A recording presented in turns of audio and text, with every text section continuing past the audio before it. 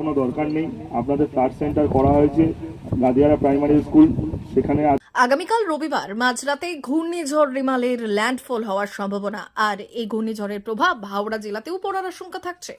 আর সেই কারণেই জেলা প্রশাসন ঘূর্ণিঝড় মোকাবিলায় সব রকমের প্রস্তুতি নেওয়া হয়েছে। প্রশাসন সূত্রে খবর, রবিবার ও সোমবার বিভিন্ন ব্লকের আধিকারিক ও কর্মীদের অফিসেই থাকতে বলা হয়েছে। মানুষদের সতর্ক করতে মাইকিং শুরু হয়েছে। রবিবার ও সোমবার জেলার সব ফেরি চলাচল বন্ধ রাখা হচ্ছে। ইতিমধ্যে জেলার বিভিন্ন জায়গায় বিপর্যয় মোকাবিলা বাহিনীকে পাঠানো হয়েছে। সিভিল ডিফেন্সকে তৈরি রাখা হয়েছে। জেলা প্রশাসন সূত্রে খবর, নদী তীরবর্তী এলাকাগুলির জন্য বিশেষ ব্যবস্থা করা হয়েছে।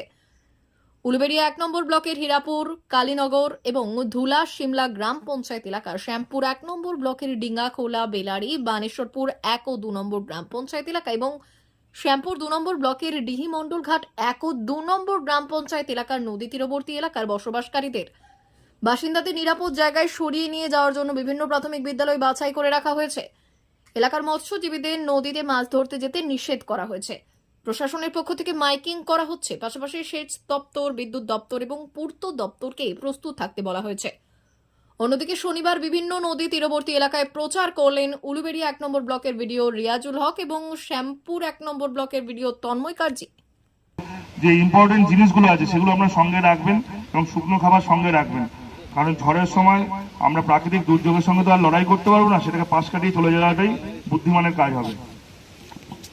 সংবাদপত্র ও আবহাওয়া খবরের দিকে খেয়াল রাখুন।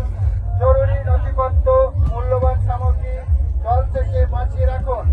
আপৎকালীন প্রয়োজনের জন্য অত্যাবশ্যকীয় সামগ্রী, খাদ্য, পোশাক ইত্যাদি মজুত রাখুন। আপনার বাড়িতে যে গৃহপালিত পশুটি আছে তার বাঁধন খুলে দিন এবং তাকে নিরাপদ জায়গায় সরিয়ে রাখুন।